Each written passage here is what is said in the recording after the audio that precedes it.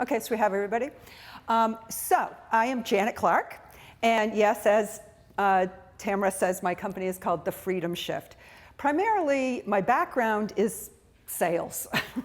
So I had a pretty extensive corporate career, and I worked for high-tech telecom-related companies, and I was building their sales organizations, hiring all the salespeople, training. I did a lot of management training in sales. And I was launching new divisions, so I was very often in a position where I was selling something I knew nothing about, right? But it was always highly technical. And so what I learned is that people don't buy the process or the thing that you think you're selling, your step-by-step thing. People buy the result. They buy the transformation. So over the course of my career, I went from the corporate world, then I had my own business where I had a company called Integrated Communications, and it was a B2B sales agency, but I was still in that B2B world of high tech. And I did that for about 10 years, and it was great, but there came that moment in time when it was like, yeah, but who am I really helping? Like, what is this really, is there really a meaning to this for my life?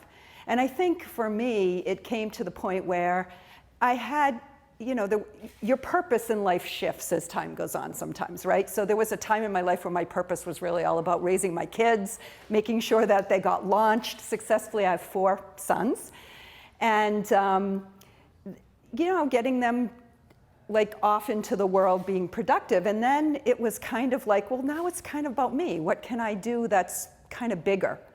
And so I was really drawn to entrepreneurship. Because having moved from corporate to entrepreneurship, I found the life of freedom. And being able to travel and go where I wanted to go on my own terms and live the life I wanted, work when I wanted, right? Time freedom, money freedom, lifestyle freedom, it was great. I learned a lot about recurring revenue. So I really liked that aspect so that I knew there was money coming in every single month, whether I was working hard that month or not. So I came to a point, and this was kind of interesting as an entrepreneur, because I'm sure that you guys, we were talking about this earlier, about when you have to scale. And what happened to me was I got to a point where I could not grow my business any further because I was the business. And so in order for me, and I built it the traditional way, going to networking events, referrals, a little bit of prospecting on my own, warm calling and that sort of thing. And that took up a lot of time. But then as I was bringing clients in, I had this book of business that I had to manage. And so I found that there came a point where I just couldn't balance it all anymore. And in order to grow, I was going to have to automate my lead generation and get some help on the sales side. And I didn't know how to do it because this was back about 6 years ago. I didn't really know anything about the online world of marketing. And so I decided I was going to learn it. And that brought me into creating the Freedom Shift. Interestingly enough, when I started the Freedom Shift, I was going to coach coaches on how to sell, right? Because that's really what I know. And so I started off on that path, and I joined a coaching program right away. So I'm always a big believer, right? That you just find someone that's going to be able to help you. And the first thing that person worked with us on was building a list through a summit. And so that was pretty interesting. But I think similar to what Sarah said, I attracted the wrong people. So you got to be really careful about your messaging. But I didn't know that. I was like, everybody who's an entrepreneur wants to learn how to sell.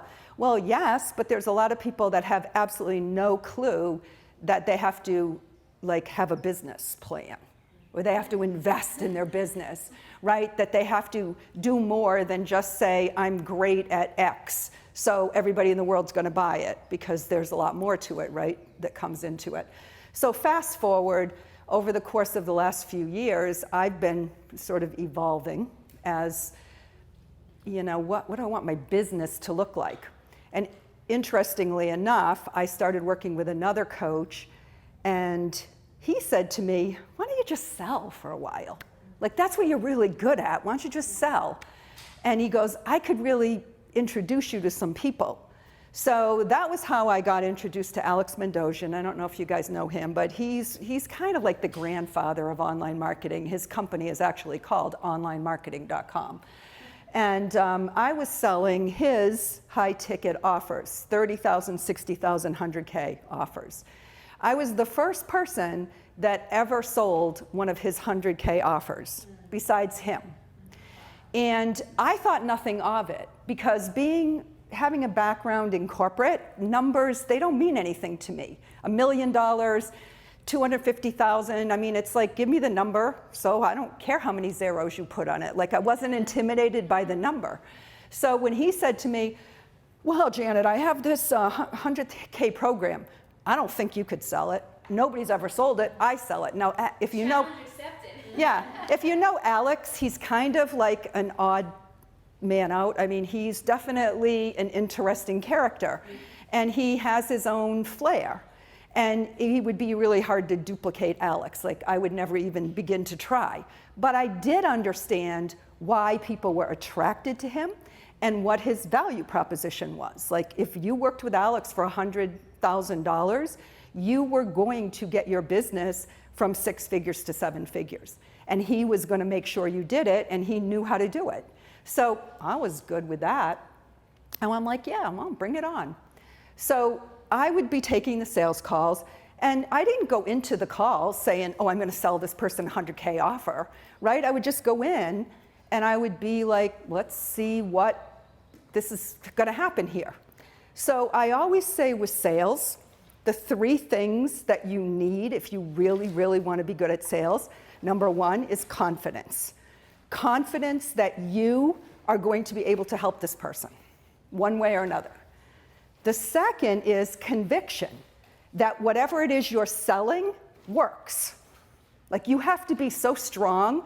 So I was like super strong on Alex. Like, I was like, I know his stuff works, so I felt good about that. And then the third thing is curiosity. Like, how can I dig deeper than this person expects me to dig to figure out something that they maybe don't even know about themselves or whatever. So that was really how I sold. I sold 2 of his 100K programs, 2 60K and a 30K in a 2-week period. So, and he does a launch model. So it wasn't like, we were always on the phone. It was like this concentrated period of time that I was taking these calls. And the funny thing was, I tell this story a lot, the 100K, the first one I sold, I was in the car. And my husband was driving, and we were driving from Florida to Massachusetts. And we were driving like literally through the foothills of the Blue Ridge Mountains in West Virginia, and the call kept dropping. And she was in New Zealand, and I was on Skype with her. And so it was like, as I was talking with her, she was talking to me about where her business was, and she was she had 6 figures, and she was really ready to scale. And I'm like, and she knew a lot about Alex. And that's another thing about selling. When you get on a sales call with somebody and they don't know really much about who you are as a coach or who the coach you're selling for, it's not going to close. So there's a whole bunch of marketing that has to happen prior to actually getting on the sales call, and that was another thing that Alex did really, really well. These people loved him. They were his tribe, his kind of people. So I knew that if I could introduce this opportunity to her to work with Alex for a year, that she would do it. And anyway, she did. So I was literally dropping the call and having all of these crazy things happening, which just goes to show, sometimes we think that we have to be 100% on everything. And finally, I'm saying to my husband, find a McDonald's, I need a Wi-Fi. I have to close this deal, which is what we did. We jumped off the highway, and he went, and and he's just shaking his head because he thinks I'm crazy. But anyway, so that's how I got into selling high ticket. Through Alex, I got introduced to Ryan Levac, and a lot of you know him, the Ask Method. And I've been on his team now for 3 years. And what I've learned from working with Ryan is, again, the importance of amazing marketing, authentically coming forth with who you are as a person, and really sharing a lot about yourself as an individual, as well as your business, values and all of that.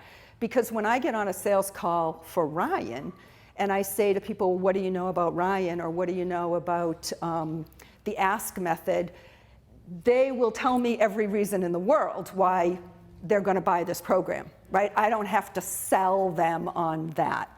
So that's a big learning that I've had in terms of this, is that if you're on a sales call and you're trying to convince somebody that they A, need the program, or B, would love this person who's offering, delivering it, or why this is so great, you're not going to close that sale. The person is not ready to make a buying decision. So there's a certain opportunity that you have to really qualify properly in the marketing.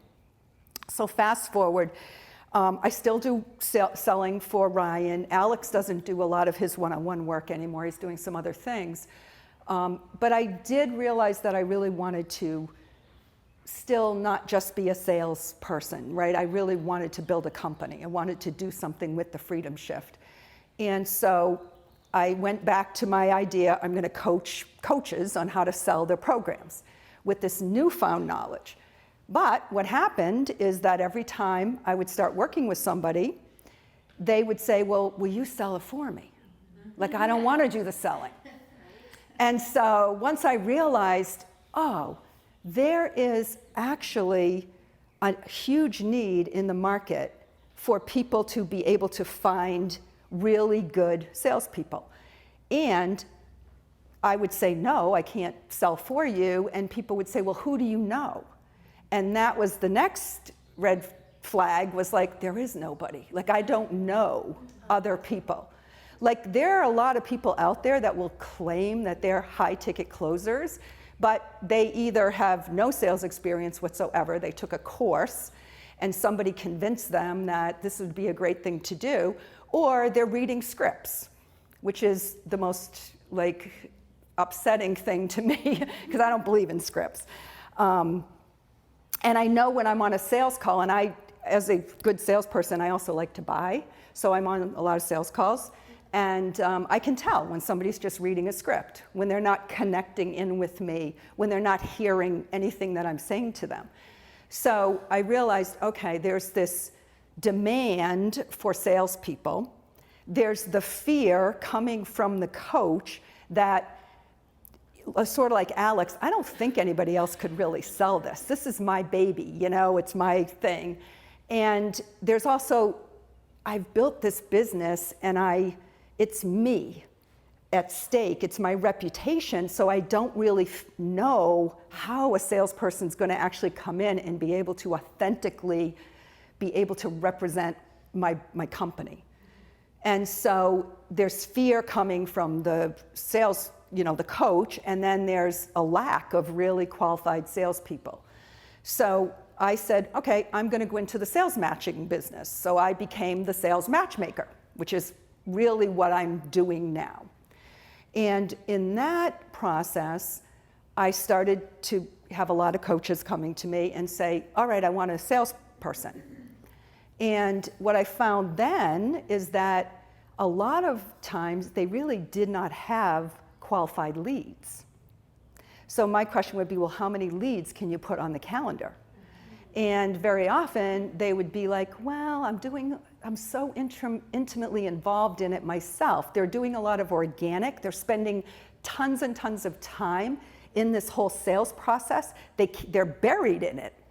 But if they extricate themselves from it, there really is no lead flow. And then some of them will say, oh yeah, I have 30 leads a week. But then what do I find out? Okay, they're doing Facebook ads to some kind of an automated webinar to booking. 50% of them don't show up. The ones that do show up are tire kickers. They're living in their ex-husband's basement, right? They've got like literally no access to credit, no idea that they need to invest. So no salesperson's gonna stick around for those kind of leads. So if I say to somebody, well, what's the close ratio on those? And they tell me, oh, well, we close about 10 or 15%. I'm like, forget it. Like, it's just not gonna happen. Because number one, it's too much rejection. You have to take, you lose your freedom because you have to take 1 million calls to get the sale. And you feel like you're pulling teeth all the time, you know, like it's just not fun. So then it became clear to me, well, I have to help people with some sort of lead process. So that is something that I'm going to talk about later. I'm not going to go into that, but what I do, we created a program. I actually partnered up with a marketing person, and his expertise really is creating conversations on LinkedIn in a very authentic way that can be duplicated with a virtual assistant. And so we created that program. We call it Sales Map, and MAP is an acronym for the Sales Momentum Accelerator Program. And it's a way to create a system where you're generating leads on LinkedIn, but we're not looking for volume. We're looking for 5 qualified leads a week that 3 will close, or 4, right? So that's the model that we're perfecting right now. But anyway, back to the sales. I also created a program called the High Ticket Sales Alliance, and that is for salespeople.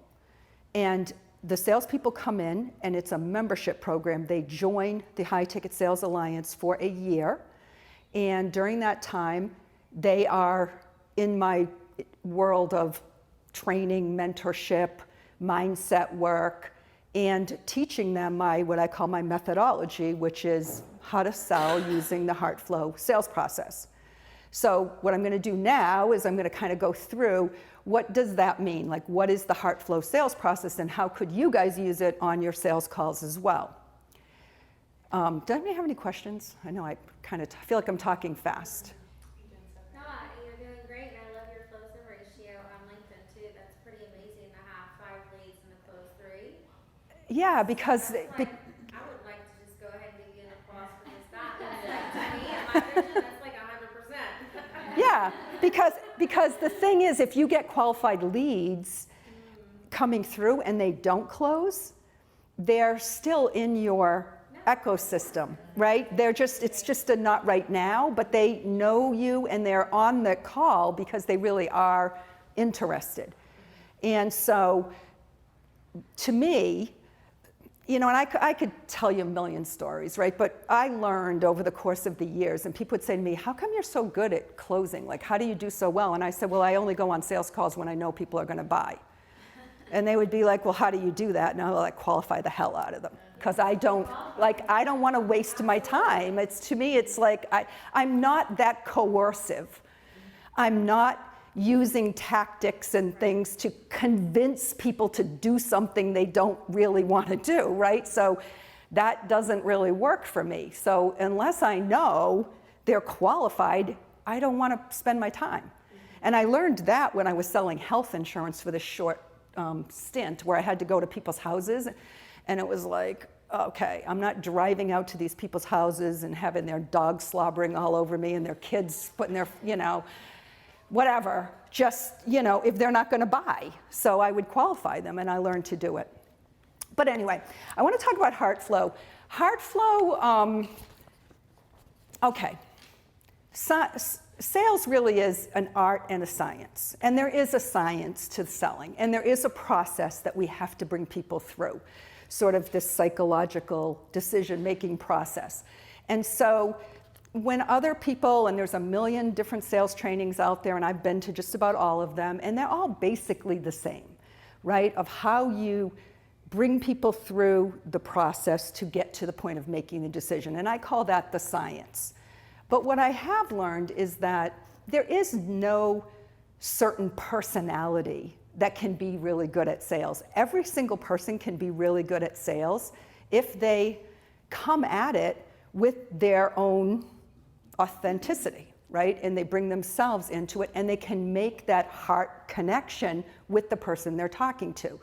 And so worrying about the process will distract people from authentically helping that person who they're on the call with. So I like Heartflow because what it does is it says, yes, there is sort of a flow that we're going to take these people through. And if you look at this, this sheet right here, it's sort of like you could use this if you wanted when you were on your call to kind of make sure that you're bringing them through the process, but at the same time, it's not highly scripted. And I'll go through sort of this process that I like here and how I do a sales call. And again, I don't have to kind of worry about it because I know now how to do it, but it's really helpful when you're in the beginning stages to kind of have some kind of a guideline, right, of how to do it. And, the thing is, well, I'll talk about the ask. The ask is the biggest piece. But the reason this is divided into 3 areas is because there really are like 3 major parts of the sales conversation. And of course, Heartflow is an acronym.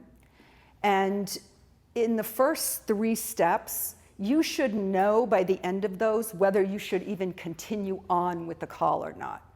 So very often you could get through the first 3 and you could then say, you know what, based on everything that you're telling me, this program that we came on to talk about is probably not going to be a good fit for you right now. However, I would recommend whatever. Go work with someone else, go take an online course, whatever it is. So I focus on high ticket. Now, high ticket is one of those hard things to define. So I'm just going to say for now, it's going to be anywhere from 5,000 to 100,000, right?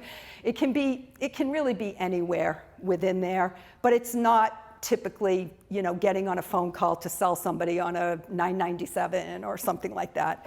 And 5 is probably at the really low end where you would really need, I guess you would need a consultative call to do a $5,000 offer, right? You could do a $29.97 probably on a sales page, right? But there's a certain ones that you would really need. Well, I've seen people do it, so I know it's possible. So the H is really, I call it hello, and I want to hear you. I just want to make it's, and other sales training would call it the rapport building. And it's really just kind of that first few minutes where you're on the call with somebody where you're just trying to find some commonality with those people. I have gotten so I really like Zoom for my sales calls. I used to always do them on the phone. They works great. I sold all the 100K things. Even though it was on Skype, we were just, using it on the phone. But I really do like that added dimension of being able to see the body language and to see whether people are engaging. So if you're not using Zoom for your sales calls, I would suggest give it a try, It's a great tool. I love it. Yeah. Absolutely. I can connect with people all the way around the world. My team of, over 25,000 people. You can't do that in one room. So it's just amazing to give all of them the link and then be able to do that. So Yeah. I recommend the Zoom as well. And other than the obvious fact that it's face-to-face, are you doing things like screen sharing and using those tools on Zoom so you're actually having like a physical reference to something? You can. You can. Kind of like a PowerPoint on there, Right. if you will, and you can make it just you and maybe somebody you're interviewing, or you can make it like your whole, invited list that you can see blocks of everyone's faces, and that's probably what she is saying. I mean, sometimes we get on the Zoom calls and I'll be coaching something, like I got off of one this morning, and you've got like kids in the background, Right. you got people unfocused. Yeah, that can be distracting. But I'm just talking about on a sales call. So I'm just kind of using it for that. So I don't do any presentations on sales calls. It's just more about that other person and being able to connect with them. And sometimes they'll come on and they won't have their video on. And I keep mine on because I can look right in their eyes. I know I'm looking right at that camera. And I think it kind of makes people feel seen. even though I can't see them. I don't make them turn on their camera, but I'll keep mine on. So, you know, you want to establish, obviously, the rapport, and you want to make sure that people are relaxed. So that's why I say I don't make them come on video if they weren't really planning to do that.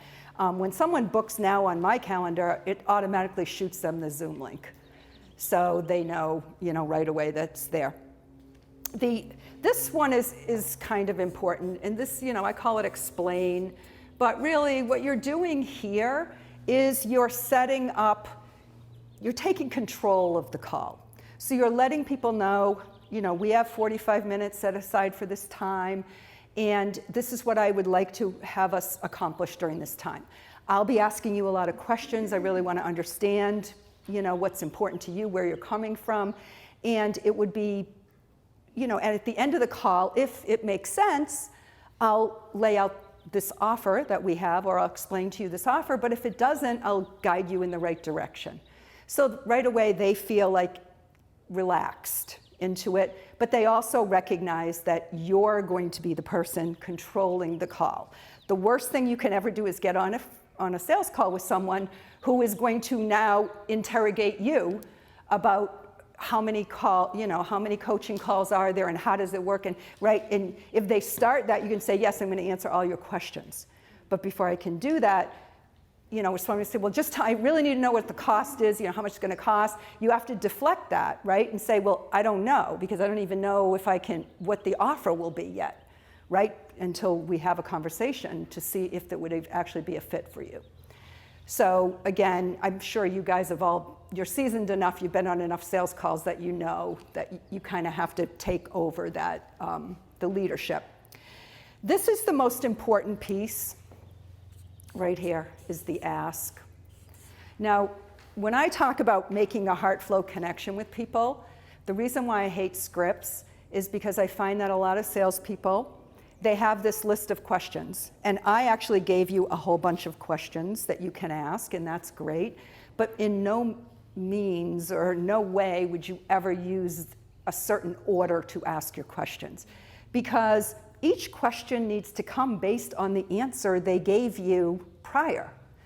And in order to really, when you're making a Heartflow connection with people, you really want to uncover something about them that they wouldn't be that comfortable just telling you. So that's why the ask is really important, because you have to dig a little bit. So in this one here, where I gave you a lot of the questions, you really want to find out, what's their why? Why do they want this? You know, I work with a lot of entrepreneurs, so I refer a lot to business. But, you know, if you're talking even, Stacy, you know, with someone in a relationship, why is it important to you to get out of this relationship? My daughter-in-law was in a bad relationship when she had her own first daughter. And she would have put up with it for herself. But when she looked at that child, she said, I cannot bring this baby, this little girl up to think this is okay. That was the thing. So the why was much bigger than I'm sick of this guy, you know, whatever. So with most people, when they're starting a business or they're doing something with an entrepreneurial venture, say they're into health or relationships or whatever it is, there's always a bigger why than just, well, I went to school and learned how to be a psychologist and now I want to go do it, you know, independently. There's always some personal thing that's motivating them. So sometimes they don't know it. I mean, they know it subconsciously, but it really helps them to see it consciously, because then it becomes much more important to them to actually move forward. And they appreciate that you saw beyond the obvious with them. So that's what I find if I'm talking with someone who's using a script, that most often they're just asking me questions and they really don't care what the answer is. They're just asking the questions to ask the questions, right? To see how they're gonna convince me to make this, right? So I don't do that. I try to be very, sometimes I'll just repeat what they say. so that they will expound a little bit more. And that's another really good way during this ask. But the things you really want to find out is you want to find out their why, so you don't move on until you really get clear on that and they're clear on it. Then you want to figure out, where are they right now? What is the current situation? And there's a lot of things that would come into play on what the current situation is. And really, this is where you're kind of digging for some pain. Because they're looking, if you think of sales as being, I'm on this cliff, I want to get over to this cliff, and I need the bridge to get there, you got to figure out, well, where exactly are you? Because if I'm going to build this bridge, I have to build it from the right place. And part of that is, who's helped you so far? Who have you invested in? Because we also know we're at critical mass now with people that have been burned by these programs that they've bought into and people they've invested in that haven't delivered a result for them. So you have to know if they're coming off of that experience. So a lot to dig into the current. So when you get to that point where you feel really confident, okay, I really do understand where you're at right now. And then what's the big dream? And what does that big dream look like? And that's really being able to project out with people as to what that would look like, and not just, oh, well, I want to make $1 million in my business. Well, why? And what does that look like? What are you going to do with that money? Do you want to make $1 million and spend $850,000 to get it, just so you can say you built $1 million business? Or do you want a lifestyle? Is the $1 million buying you lifestyle, or is it just putting you up a notch in terms of this, you're on some kind of a competitive roller coaster with somebody else? So people have all kinds of different reasons why they want to have certain money. I'm in a network, which is how I met these guys, with Nick Peterson, and he'll always say, do you want money or do you want lifestyle? Like, if you could live the lifestyle you wanted with $250,000, would it still be important to you to have $1 million, to generate $1 million? And what do you have to sacrifice to get to that $1 million, right? So there's so many things about what they want that big dream to look like. And if you can really get them to go beyond the surface on that, they will come up with things that sometimes they didn't realize. A lot of it is, a lot of times people are really motivated by proving something to their parents, right? That they didn't even realize that was a driving force for them. And then to be able to really come up with, well, how important is that really to you? Are you just trying to prove something to somebody else? So it's really important to get the big dream.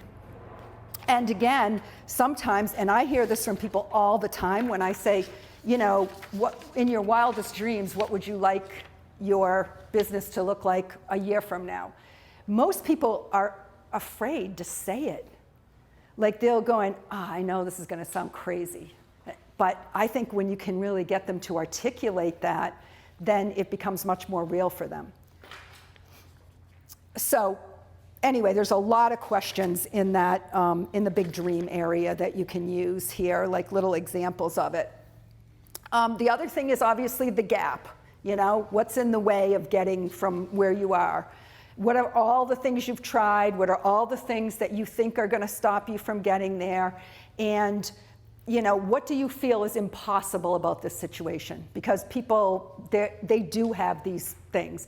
And the whole idea in this ask thing, especially for you guys who have been doing some selling in the past, is make a list of all the objections that you get and make sure that you hit every single one of those objections in the ask piece. So I was working with a company recently, and they did a lot with moms.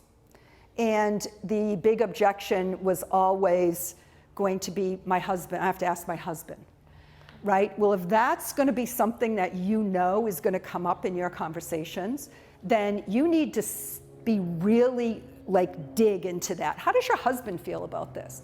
are you married, obviously, but, right? Do you know, how supportive is your significant other? Do you have other partners?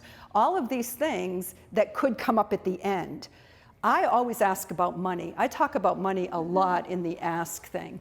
Oh, so you want to create a business, so, you want to generate $500,000 this year. How much do you think you're going to have to invest to get to that $500,000? Right? Start talking about all of these things that in the end won't be objections if you handle them up front. So I would say the bulk of your time is here. A lot of people spend the bulk of their time on L, which I'm going to talk about is laying out your offer. Most people on sales calls spend more time talking about what they're going to do for you, their process, their, what you're going to get. It's like this part is almost irrelevant if you do this right.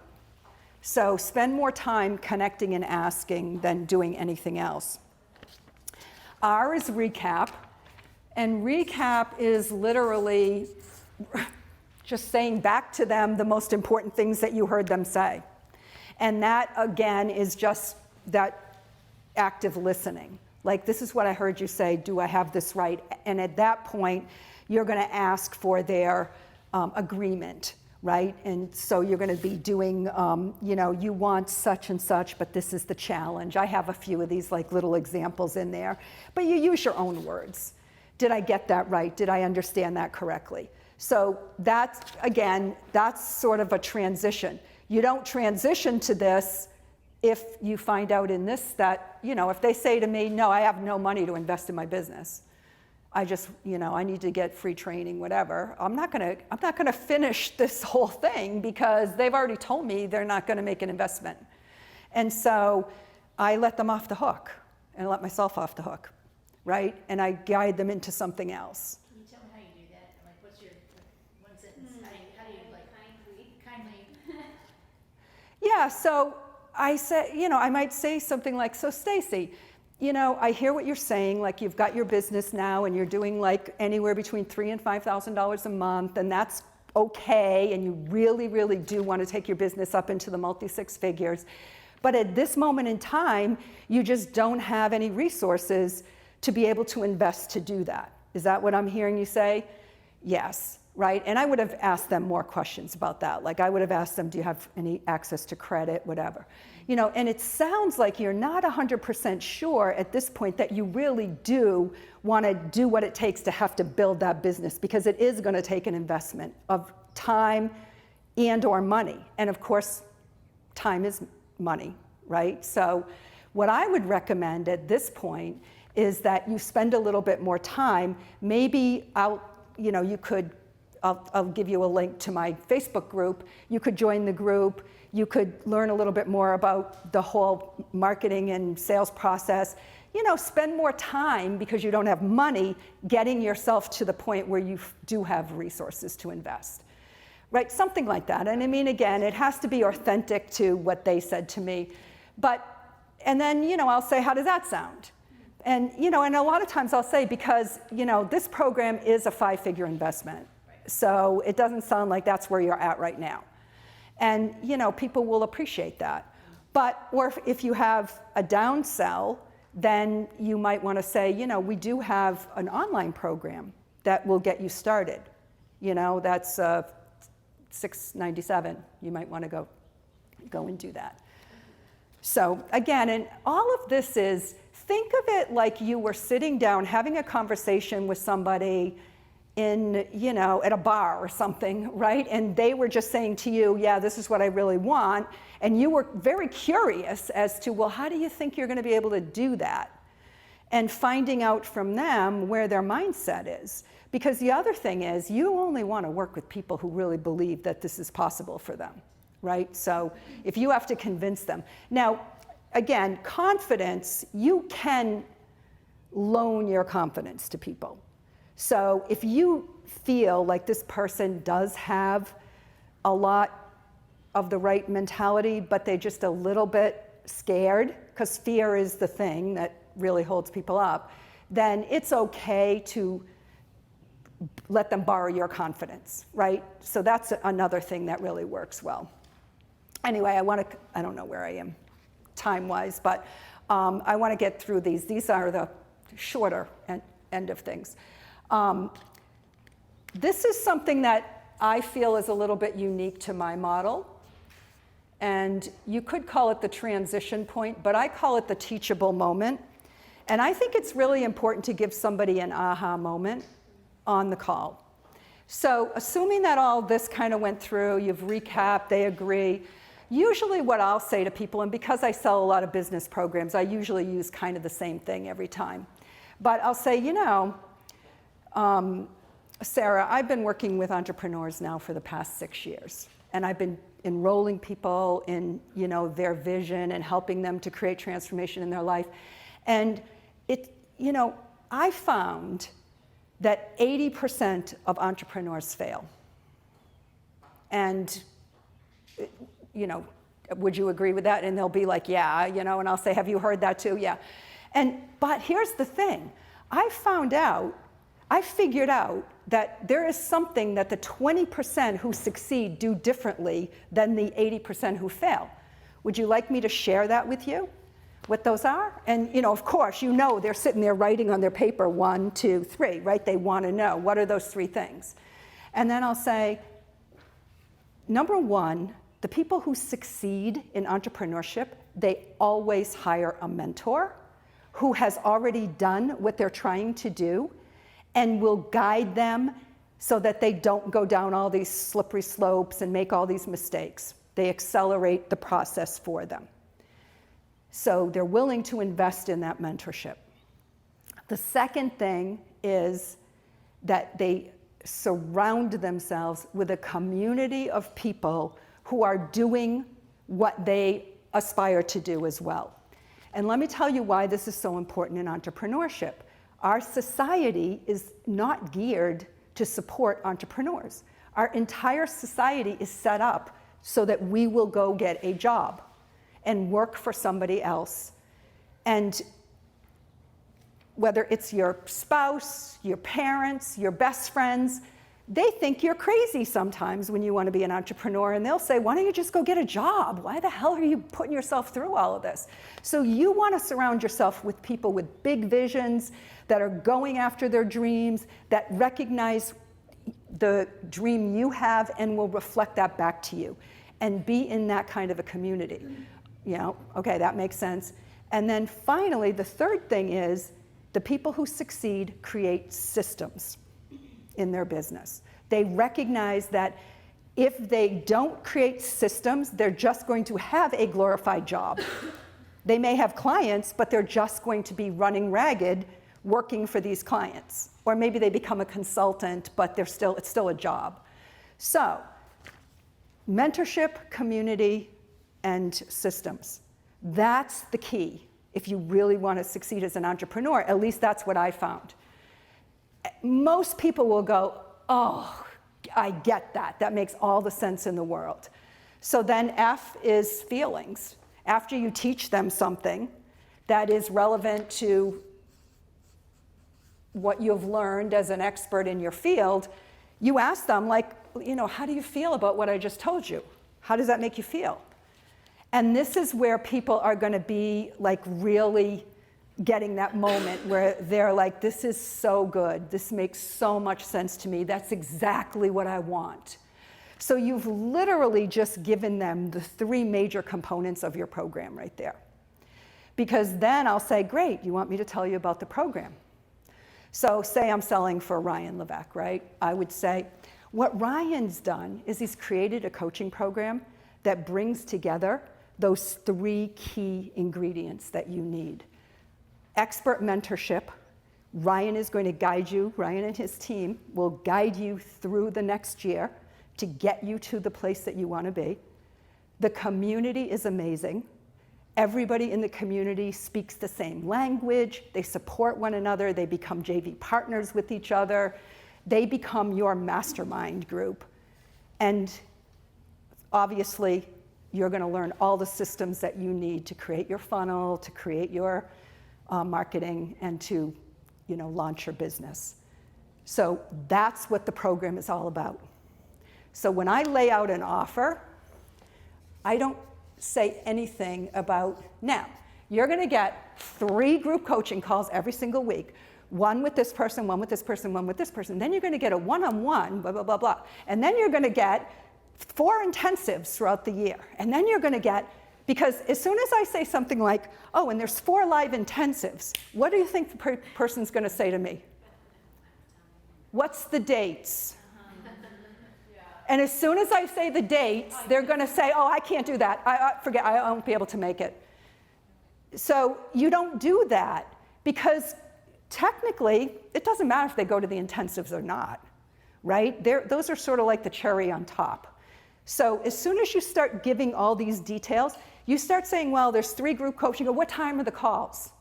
Oh, well, I'm in New Zealand, or Australia. That'll be 3 in the morning for me. I could never make the calls. This won't work for me, right? So when you lay out the offer, you want to really be talking about the transformation.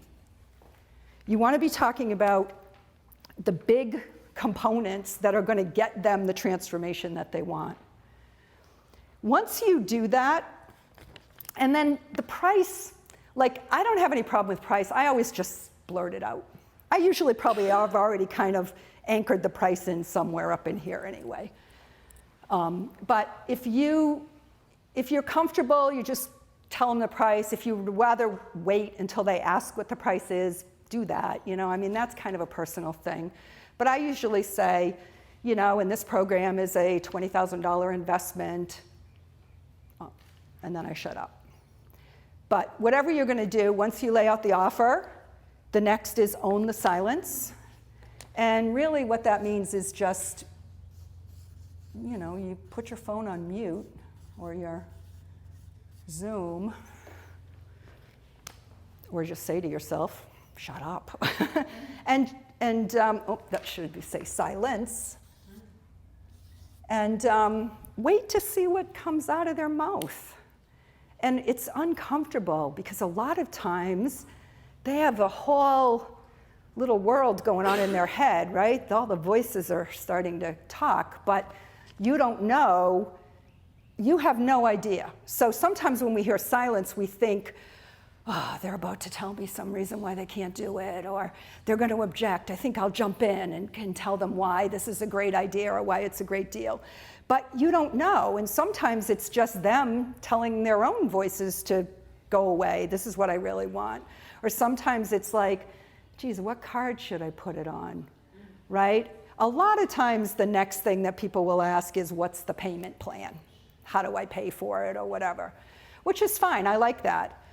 Because then I'll usually say to people, oh, well, are you thinking that you don't have the $20,000 to invest right now? Or is it a case of you don't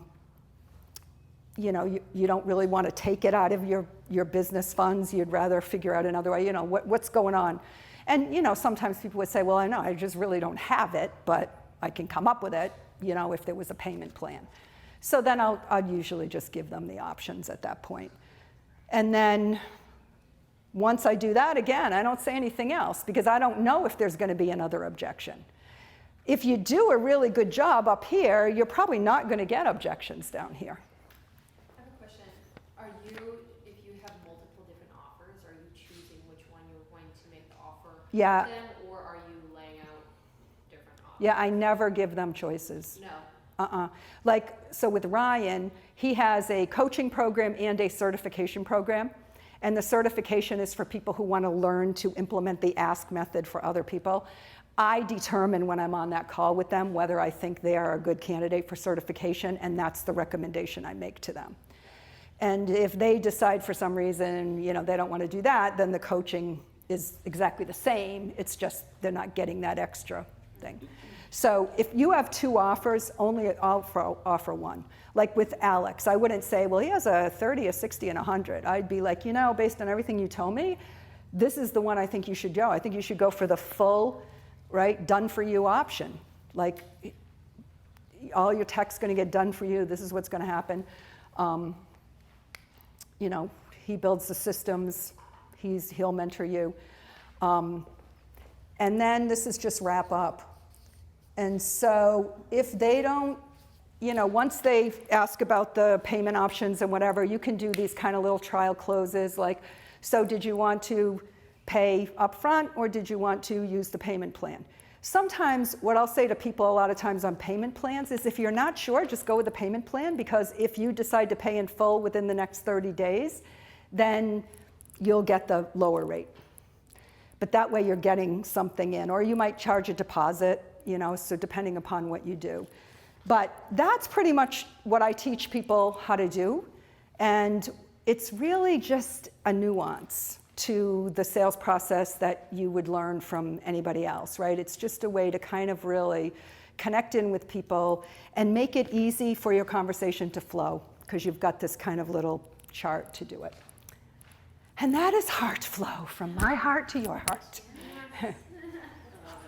Yeah. Thank you. Thank you.